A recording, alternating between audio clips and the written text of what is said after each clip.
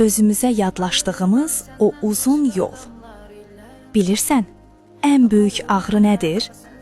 Bir gün səhər durub aynaya baxanda, qarşındakı insanın sənə tanış gəlməməsidir. Biz illərlə başqalarını xoşbəxt etməyə çalışdıq. O nə deyər, bu necə qarşılayar, belə etsəm məni qəbul edərlərmi, deyə özümüzdən qopduq. Həyatımız başqalarının istəklərinin cəmi oldu, amma içində bizdən əsər əlamət qalmadı.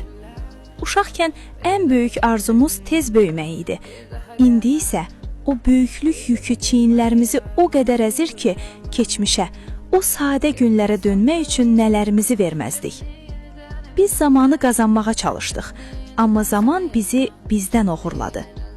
Ən pisi də budur, biz bu yolu tək getməliydik, amma ətrafımızda yüzlərlə insan varkən özümüzü daha çox tək hiss etdik. Çünki əsl tənhalıq insanın öz ruhuna yadlaşmasıdır. İndi əlimizdə olanlar keçmişin tozlu xatirələri və bir də heç vaxt yerinə yetməyəcək o yarımçıq arzulardır. Bəlkə də hər şeyin düyün nöqtəsi budur. Biz başqalarının hekayələrində baş rol oynamağa çalışarkən, öz hekayəmizdə sadəcə bir kölgəyə çevrildik. İndi isə gecdir, yoxsa hələ də özümüzə qayıtmaq üçün bir şansımız var? Bunu bilmirəm, amma bildiyim tək bir şey var. İnsan ən çox özünü itirəndə yorulur.